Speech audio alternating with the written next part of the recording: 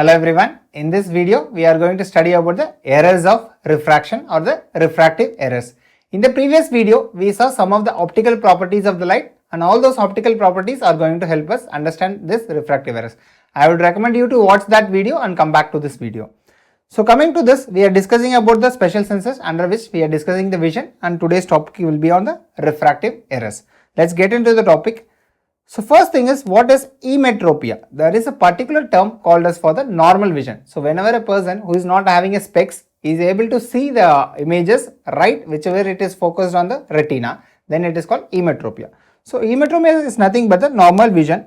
Here the parallel light rays whichever is coming from a distant object is falling upon the retina and it is creating a sharp focus on the retina, then we call it as emmetropia. Here the condition is the ciliary muscle should be completely relaxed. Even with complete relaxation of the ciliary muscles and without the help of accommodation, the person must be able to see at a distant object. That is called emmetropia. Then there are three common conditions which are deviating from away from this emmetropia, and they are called as myopia, hyperopia and astigmatism. So what is myopia? Myopia is also called as short-sightedness. Here the person will not be able to see at a distant object easily. Then hyperopia. Hyperopia is usually called as far-sightedness. Here this person will be able to see some of the nearby objects also. The term is given because he is able to appreciate better the distant object. That's why it's called far-sightedness. And what is astigmatism? Whenever there is a refractive error in just one single plane, then it is called as astigmatism. So let's try to understand these further. So first coming to the hyperopia. Hyperopia, already we saw that it is far-sightedness. The person will be able to see a distant object more easily. So what happens here is, this happens usually whenever the eyeball is very short. So whenever the eyeball is very short, what is going to happen? So normally if the eyeball length is very short, what is going to happen? Our lens system and the cornea, they are going to focus at a focal point which is behind the retina. So the focal point will fall somewhere behind the retina. Don't think that the light rays are focusing behind the retina. It is just the focal point which is behind the retina. So the image formed over here is not the focal point. So the image will be a little blurry. So now tell me, if you have understood the concept of optics, if the lens system, is there any possibility to converge it more without wearing a specs? There is one possibility which is called as the accommodation. So what happens in accommodation? So what happens in accommodation is the converging power of the lens is increased. So whenever the ciliary muscles are contracting, if the person voluntarily tries to contract and increase the power of the lens, what is going to happen? The convexity of the lens is going to increase. The lens is going to become more convex, and so what will happen? They will converge and the focal point can be formed on the retina. So even without the help of the specs, with the help of accommodation itself, the person can correct it. But this cannot go on for a very long time, because when we know, as aging itself will cause the decrease in accommodation, and if the person is stretching his ciliary muscle too much, this accommodation power will ultimately be lost at an earlier stage itself. So the accommodation helps in this person, that is concept number one. And for focusing the distant object, he will be able to do with accommodation, and for the near object also, he will be able to focus with more accommodation. But don't think that this will happen till forever. And because he is continuously using his accommodation, this accommodation power will be lost at an earlier stage. So how to correct it? Now what we want to do? We want to converge it more. So what type of lens we should use? The answer is pretty simple. We should use a converging lens, which is nothing but our convex lenses. So the treatment for this is, the treatment or the correction for this is just give him a convex lens. And usually whenever we give a convex lens, it is converging. So what is the power in diopters will be? The power in diopters will be given as plus. And if the convergence is needed for 1 meter, then the dioptric power is 1. If the convergence is needed for 0.5 meters, then the dioptric power needed or the converging lens needed is plus 2. So this is how we use the specs. Now coming to myopia.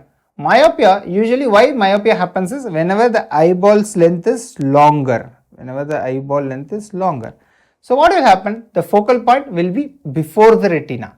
If the focal point is before the retina, what is going to happen? Then they will diverge back and then fall on the retina. So the exact focal point is not on the retina. Again the image will be blurry here. So now tell me, is there any mechanism in a fully relaxed eye to not converge more? Obviously there is no mechanism, because accommodation is the only mechanism which can converge it. But in this patient, if he does accommodation, is it of any benefit? No, it is of not benefit, because if he does accommodation, it is going to converge at a much far away from the retina, which is not going to be of any benefit. That's why whenever the patient has a mild power in the eye also, younger patients and school going children, they have difficulty in reading the board. That will be the first classical complaint. They will be sitting in the behind benches and they will not be able to read the board, and ultimately they will be moving towards closer to the board so that they can visualize it. Since there is no mechanism to decrease the power of the lens, this will be picked up earlier. This myopic patients can be picked up earlier rather than a hypermetropic patients, because hypermetropic patients or hyperopic patients will be accommodating for a very longer period of time. And why it is called nearsightedness? Usually whenever a normal emmetropic person is looking at a nearby object, he also will use the power of accommodation. But in myopics, they don't have to use the power of accommodation, because to see the nearby objects without using the power of accommodation, they will be falling at the retina. That's why they are able to see at the nearby objects.